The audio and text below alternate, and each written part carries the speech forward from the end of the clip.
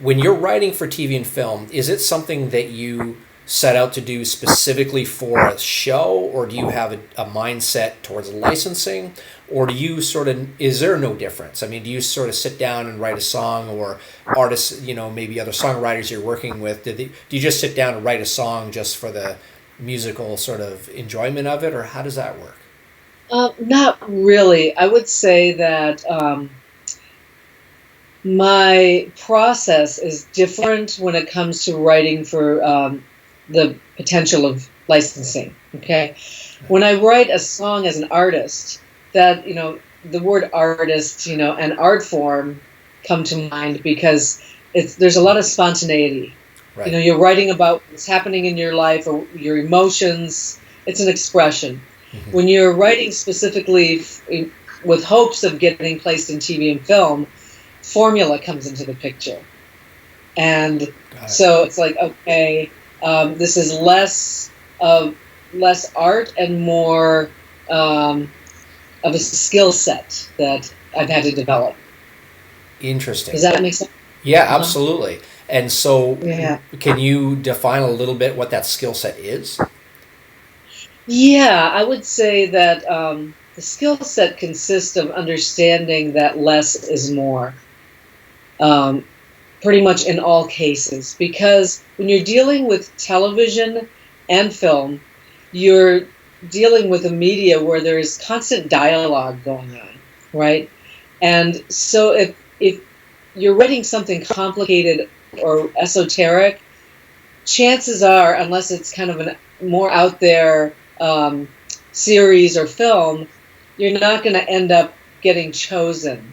I've found that of all the music I've written, some by direction and some knowing what the director wanted, that creating a great music bed that can the vocals can get stripped out of it for the most part. That's right. That's the sad part that writers have to understand.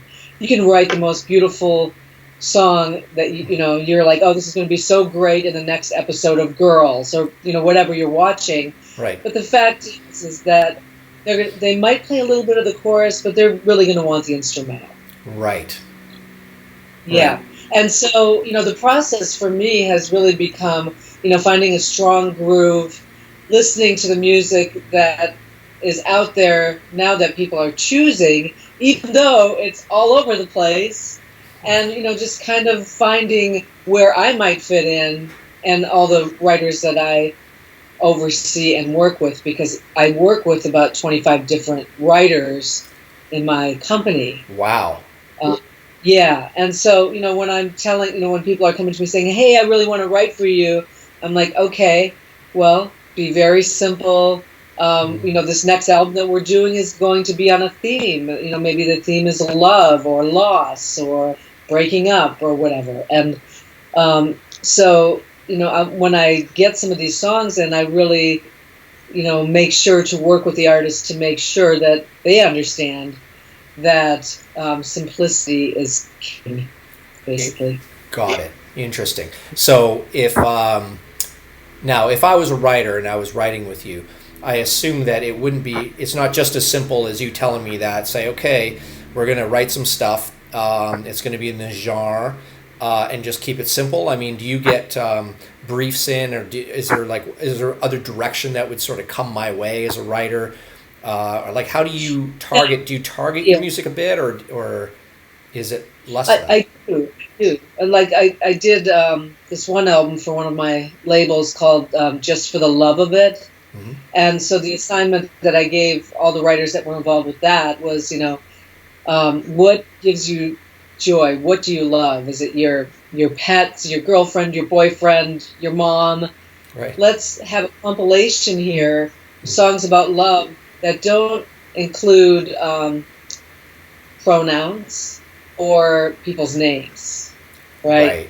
We never want to get specific because someone can fall in love with your song, but if you're like, oh, I love Jane, it's not going to get used because the person in the film or the TV show isn't necessarily a Jane, right? Right. So yeah. So that's one of the things. Okay, interesting. And now, do you Do you write yourself still, or are you mainly overseeing writers now? I write pretty much every day. Wow.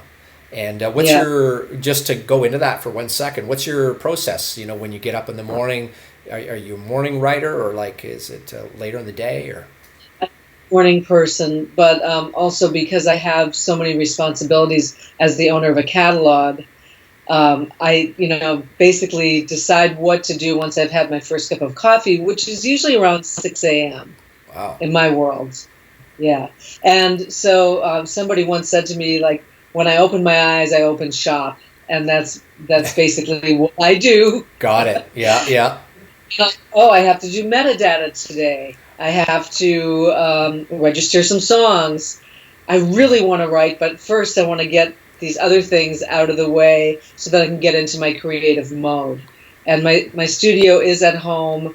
It's completely quiet and soundproof, so I can go back there once I'm ready. And usually that's what I'm dying to do. And some days I don't have time to do it, but I try every day to do a little something. Interesting. And what do you write on normally? Piano, guitar? Guitars. Okay. Yeah. Yeah. Always the guitar player ever since you were. Cool. Yeah, although I do have a beautiful piano, and every now and then I'll write on piano, or I'll put up one of my virtual instruments and find a groove. Generally speaking, I try to find a tempo that's kind of matching my emotional feel for the day, Cool. and kind of go from there, and find a good loop or something to get me inspired. Awesome. And when you talk about, so this is a great asset that you've got, because you started off recording and playing at the same time, essentially. I mean, when you got your studio back in Michigan and you moved to LA, and you were already an engineer. I mean, that's such a huge part of making music for TV and film, because your music has to sound as good as everything else on TV and film, correct?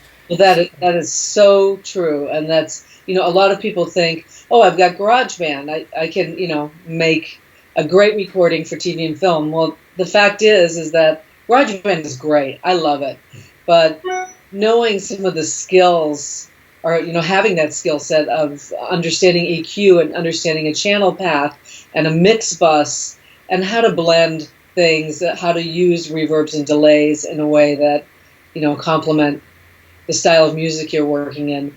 It's so complicated. There's a lot to it, and I learned on a 16-track open reel machine with analog console. So I have that skill set, which I use every single day. I always go back to what I learned when I was a young person.